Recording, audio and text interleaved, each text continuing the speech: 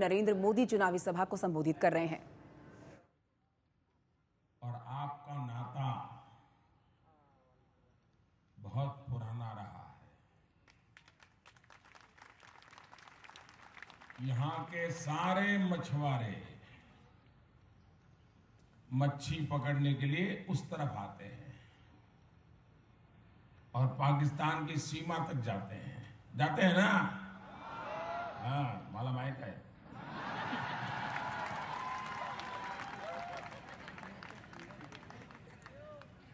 और उसके कारण एक प्रकार से गुजरात के माछीमार और इस पालघर इलाके के माछीमार ये सुख दुख के साथी है। कभी गुजरात के मछुआरे को कष्ट होता है तो पालघर के मछुआरे मदद करते हैं, कभी पालघर के मछुआरे को कष्ट होता है तो गुजरात के मछुआरे मदद करते हैं। और मैंने इन लोगों के बीच जो भाईचारा देखा है, बड़ा गजब का भाईचारा है। इतना प्रेम का बंधन है इनका, शायद जमीन पर रह करके काम करने वाले लोग उस प्यार को नहीं समझ पाएंगे जो समंदर के अंदर रह करके इतनी निकटता का अनुभव करते हैं। और इसलिए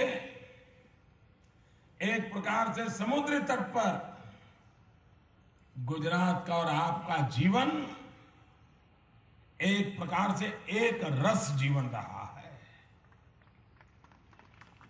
जमीन पर तो सीमाएं बन जाती हैं, सरहदें अंकित हो जाती हैं, लेकिन समंदर में तो अपनेपन के सिवाय कोई सीमा ही नहीं होती है। जैसा दरिया विशाल होता है वैसा समंदर में काम करने वाले का दिल भी विशाल होता है। और भाइयों बहनों, जो कठिनाई पाकिस्तान से गुजरात के मछुआरों को भुगतनी पड़ती है, वही कठिनाई महाराष्ट्र के मछुआरों को भी पाकिस्तान से झेलनी पड़ती है। यहां के भी हमारे मछुआरे पाकिस्तान की जेलों में बंद कर दिए जाते हैं, गुजरात के मछुआरे भी पाकिस्तान की जेलों में बंद कर दिए जाते हैं। मैंने प्रधानमंत्री बनकर के पाकिस्तान के प्रधानमंत्री से इस विषय में गंभीरता से चर्चा की थी। प्रधानमंत्री पद के शपथ के बाद किसी विदेशी नेता के साथ मैंने सबसे पहले कोई बात की हो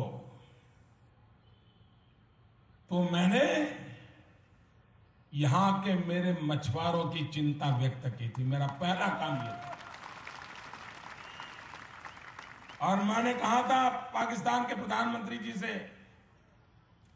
कि आप ये हमारे जो मछुआरों को जेलों में बंद करते हो, साथ साथ उनकी बोट भी कब्जा कर लेते हो। 5-5, 10-10, 15-15 लाख रुपए की बोट, मछुआरा बेचारा जाएगा कहां? भाइयों बहनों, 10 साल में पहली बार पाकिस्तान ने 50 से अधिक बोट वापस करने का काम किया और 200 से अधिक मछुआरों को जेल से छोड़ने का काम किया। भाइयों बहनों, सरकार बनाने के तुरंत बाद अगर मैंने पहला काम किया तो ये काम किया। उसी प्रकार से केरल की हमारी बेटियां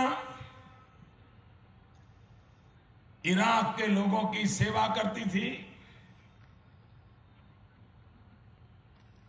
आतंकवादियों ने उनको बंदी बनाया। बहुत बड़ी तादाद में नर्सिंग में काम करने वाली हमारी केरल की गरीब परिवार की बेटियां, आप कल्पना कर सकते हैं उन पर क्या बीत सकता था। अभी आपने देखा होगा टीवी के सामने ये आतंकवादी किसी न किसी विदेशी व्यक्ति को लाते हैं, कभी पत्रकार को लाते हैं और उनका गला काट देते हैं और दुनिया को डराने के लिए इन लोगों का उपयोग करते हैं। उसी आतंकवादी गिरोह के हाथ में हमारी केरल की बेटियां कब्जे थी। भाई बहनों, आप सबके आशीर्वाद से उन केरल की बेटियों को सम्मान के साथ वापस लाने में हम सफल हुए।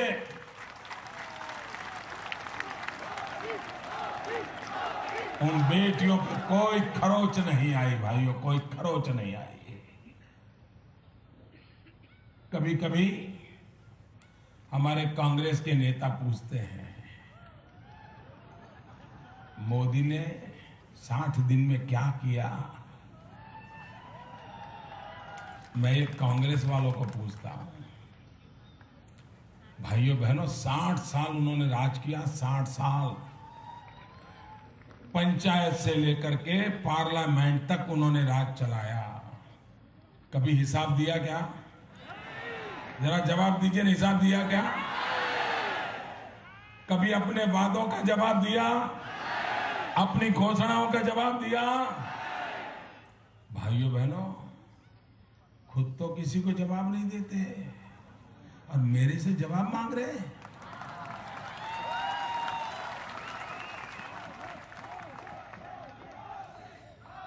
भाइयों बहनों, मैं प्रधानमंत्री के घर में पैदा नहीं हुआ हूं,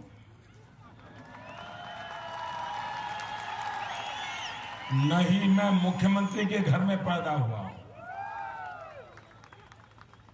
मैं तो एक सामान्य परिवार में पैदा हुआ हूं, आप ही के बीच में पला बड़ा हूं, आप ही के बीच में रहा हूं, आप ही ने मुझे बड़ा बनाया। भाइयों बहनों, इसलिए मैं आपको जवाब देने के लिए तैयार हूं। आप ही मेरे मालिक हैं, ये जनता जनार्दन, यही मेरा हाई कमांड है। और इसलिए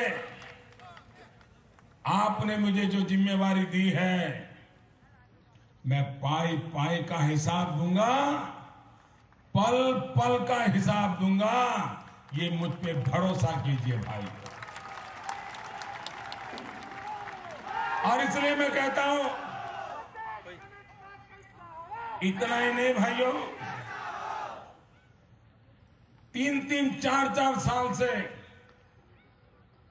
हमारे कई राज्यों के निर्दोष कारीगर जो विदेशों में काम करते थे, वेस्ट एशिया में काम करते थे, गल्फ कंट्रीज में काम करते थे,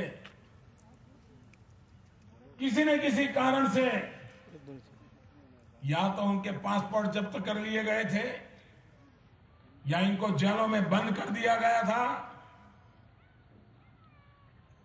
बहुत बड़ी तादाद में ये लोग 3-3, 4-4 साल से विदेशों की जेलों में सड़ रहे थे, कोई जवाब नहीं दे रहा था।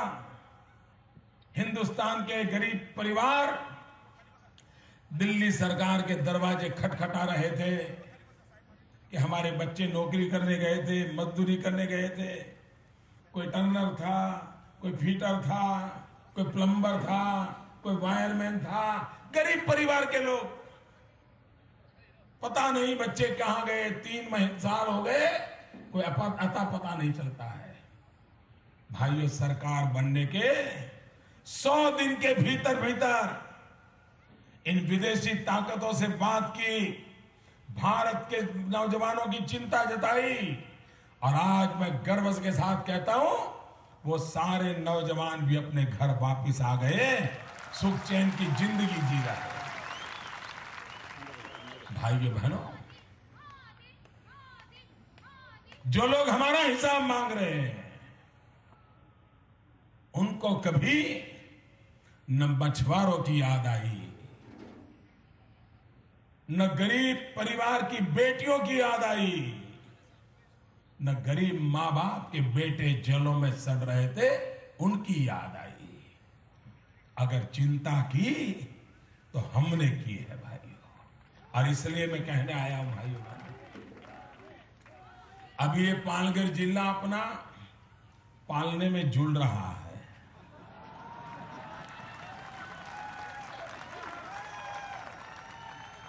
मुझे बताओ भाई, बच्चा अस्पताल में पैदा हो लेकिन बाद में तो बड़ा आप ही को करना पड़ता है ना, देखभाल आप ही को करनी पड़ती है ना, उसका ख्याल आप ही को रखना पड़ता है ना, कि डॉक्टर रखता है, आप ही को रखना पड़ता है ना। तो अब पालघर का जन्म हो चुका है, उसको बड़ा कौन बनाएगा, उसकी देखभाल कौन करेगा? भाइयों बहनों, दिल्ली सरकार से कोई बड़ी सरकार है जो इसकी देखभाल कर पाए, इसकी चिंता कर पाए? मैं आपको वादा करता हूं, ये नया जिला बना है, उसे बहुत सी चीजों की जरूरत होगी, उसको विकास के लिए बड़ी गंभीरता से कुछ काम करने पड़ेंगे। आप महाराष्ट्र में पूर्ण बहुमत वाली सरकार बना दीजिए, पूर्ण बहुमत वाली। पालघर को भले अभी अभी पैदा हुआ जिला है, लेकिन महाराष्ट्र से अच्छे जिलों में उसको लाकर का खड़ा दे करने का काम हम करेंगे।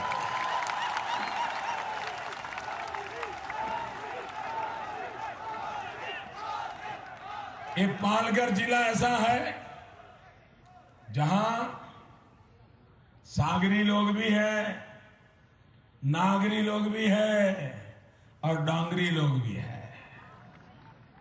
मेरे आदिवासियों का कल्याण, भाइयों बहनों, ये कांग्रेस की सरकार देश आजाद हुआ तब से बनी है कि नहीं बनी है? पहले प्रधानमंत्री नेहरू बने थे कि नहीं बने थे? इंदिरा गांधी ने राज किया कि नहीं किया? राजीव गांधी ने राज किया कि नहीं किया? पर्दे के पीछे सोनिया बेन ने राज किया कि नहीं किया? सबने किया ना? मुझे बताइए, ये हमारा आदिवासी समाज पहले था कि नहीं था? जरा जोर से बताइए, आदिवासी समाज पहले था कि नहीं था?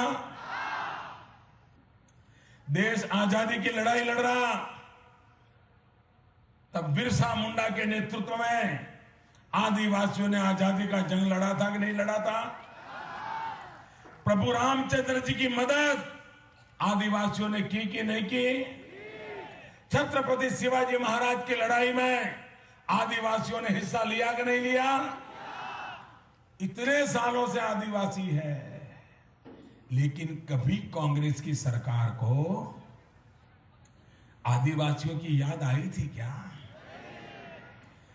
भाइयों बहनों, 50 साल तक कांग्रेस ने कभी आदिवासियों के लिए अलग मंत्रालय नहीं बनाया, अलग बजट नहीं तय किया, अलग मंत्री नहीं बनाया। यह अटल बिहारी वाजपेयी जी की पहली सरकार बनी। हिंदुस्तान में अटल बिहारी वाजपेयी जी की पहली सरकार बनी, जिस सरकार ने आदिवासियों के लिए अलग मंत्रालय बनाया, आदिवासी को ही उसका मंत्री बनाया, सरकारी खजाने से आदिवासियों के कल्याण के लिए अलग बजट बनाया। और भाइयों बहनों, इस बार भी बजट में हमने वन बंधु कल्याण योजना के तहत निश्चित समय सीमा में आदिवासियों के कल्याण की एक बहुत बड़ी योजना बनाई है, जिसका लाभ यहां के मेरे आदिवासी भाइयों को मिलने वाला है। भाइयों बहनों, नगरों में भी हम मुंबई के निकट है, कितना विकास हो सकता है। यहां के लोगों को अगर अच्छे से रेल का नेटवर्क मिल जाए तो यहां के नौजवान को रोजगार के लिए कहां पर भी पहुंचना है तो आराम से पहुंच करके रात को घर आ सकता है कि नहीं आ सकता है। भाइयों बहनों, हमारा एक सपना है, 8 साल के बाद भारत की आजादी के 75 वर्ष होने वाले हैं। देश के महापुरुषों ने आजादी के लिए अपना जीवन दे दिया, फांसी के तख्त पर लटक गए, जवानी जेलों में काटी, कितने कितने कष्ट झेले। उन महापुरुषों ने हमें आजादी किसके लिए दिलवाई थी? ये आजादी अमीरों के लिए नहीं है, ये आजादी धन्ना सेठों के लिए नहीं है, ये आजादी बड़े बाबुओं के लिए नहीं है, ये आजादी गरीब लोगों के लिए है, गरीब लोगों के लिए, उनका कल्याण करने के लिए है। और इसलिए भाइयों बहनों, हमने सपना संजोया है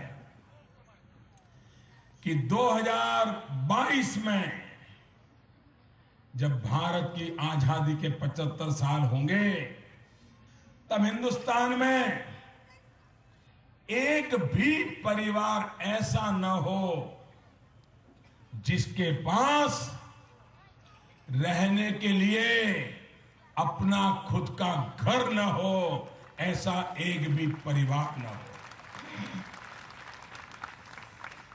आजादी के बाद गरीब परिवार को रहने के लिए घर मिलना चाहिए कि नहीं मिलना चाहिए? जरा जोर से बताइए, घर मिलना चाहिए कि नहीं मिलना चाहिए? गरीब से गरीब व्यक्ति को भी अपना घर होना चाहिए कि नहीं होना चाहिए?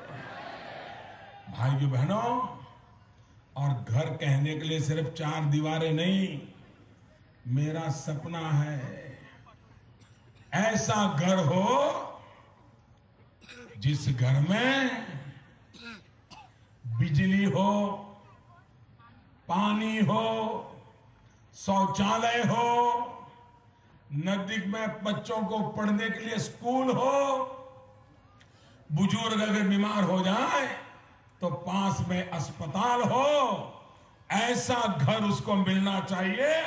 और इस काम पर मैं, भाइयों बहनों, अब तो जगह नहीं है, आप वहीं बिठाइए ना। अब मैदानी छोटा पड़ गया, क्या करेंगे? हाँ, अब जो आए वहीं बिठाइए आप पीछे। हाँ, यहां जगह ही नहीं, कहां भेजोगे आप? इधर भी भाई पीछे ही रोक लीजिए, जगह ही नहीं बची है। भाइयों बहनों, मैं 13 साल तक गुजरात में मुख्यमंत्री रहा, लेकिन गुजरात में कभी सुबह 9 बजे पब्लिक मीटिंग करने की हिम्मत मैंने नहीं की। मैं सच बता रहा हूं, सुबह 9 बजे कोई नहीं आता। मैं हैरान हूं जी, 9 बजे इतनी बड़ी संख्या।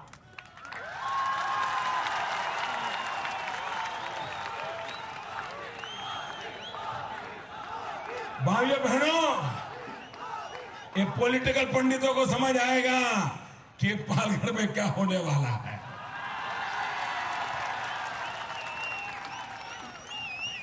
आप इतना सुबह सुबह जल्दी मुझे आशीर्वाद देने के लिए आए, मैं आपका बहुत बहुत आभारी हूं भाइयों, बहुत आभारी हूं। भाइयों बहनों, भले हम सागरी हो, डोंगरी हो, नागरी हो, अगर हमें विकास करना है तो हमें नौजवान को रोजगार देना होगा। और नौजवान को रोजगार देने के लिए हर नौजवान को हुनर सिखाना, स्किल डेवलपमेंट।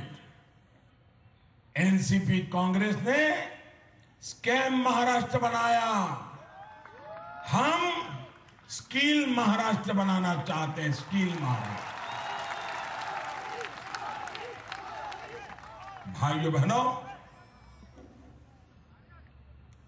भ्रष्टाचार ने महाराष्ट्र को बर्बाद कर दिया है। भ्रष्टाचार करने में उन्होंने कुछ नहीं छोड़ा जी, कुछ नहीं छोड़ा। अमीरों को भी लूटा, गरीब का खाना भी लूट लिया, किसान का पानी लूट लिया, मजदूरों का काम लूट लिया। इतना ही नहीं, करगिल के शहीदों की विधवाओं के घर भी लूट लिए इन्होंने। इतना ही नहीं भाइयों, मध्याह्न भोजन में बच्चे की थाली में से भी मार गए लोग, उसमें से भी चोरी कर ली। भाइयों बहनों, ये महाराष्ट्र को लूटने देना है क्या? पूरी ताकत से बताओ, क्या महाराष्ट्र बचाना है कि नहीं बचाना? महाराष्ट्र बचाना है कि नहीं बचाना है? अगर आज महाराष्ट्र बचेगा तो आपके बच्चों का भविष्य बचेगा भाइयों। अगर महाराष्ट्र ऐसे ही लूटता रहा तो आप बर्बाद होंगे। इतना ही नहीं, आपकी आने वाली पीढ़ी भी बर्बाद हो जाएगी। और इसलिए भाइयों बहनों, मैं आज आपसे अनुरोध करने आया हूं, महाराष्ट्र में पूर्ण बहुमत वाली भाजपा की सरकार बनने वाली है। हरियाणा में भी पूर्ण बहुमत वाली भाजपा की सरकार बनने वाली है। और भाइयों बहनों, इन दोनों राज्यों को विकास की नई ऊंचाइयों पर ले जाने के लिए मैं कंधे से कंधा मिला करके आपके साथ खड़ा हूं। और इसीलिए भाइयों बहनों, मैं आपसे अनुरोध करता हूं, आज चुनाव प्रचार का आखिरी दिन है। शाम को 5 बजे चुनाव प्रचार समाप्त हो जाएगा और परसों 15 तारीख को मतदान होने वाला है। भाइयों बहनों, ये 15 तारीख को कमल के निशान पर उंगली दबा करके आसुरी शक्तियों को नाश करना है भाइयों। 15 तारीख को 15 साल के भ्रष्टाचार का मृत्यु घंट बजाना है। 15 तारीख को बेईमानों को हमेशा हमेशा के लिए विदाई देने का मौका है भाइयों।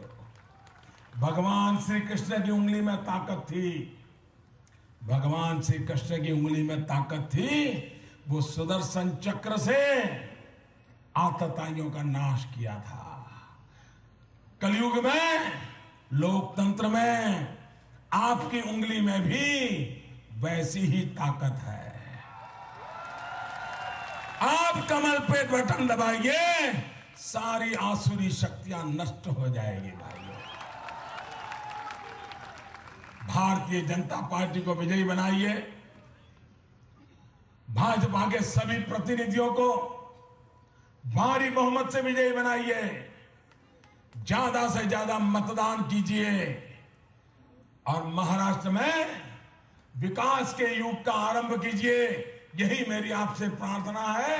दोनों मुट्ठी बंद करके मेरे साथ बोलिए, भारत माता की। सभी उम्मीदवार मेरे पास आ जाए, उम्मीदवार यहां आ जाए, सारे उम्मीदवार आ जाए। दोनों मुट्ठी बंद करके बोलिए, भारत माता की। ऐसे नहीं, आवाज गुजरात तक जानी चाहिए। भारत माता की, भारत माता की, भारत माता की।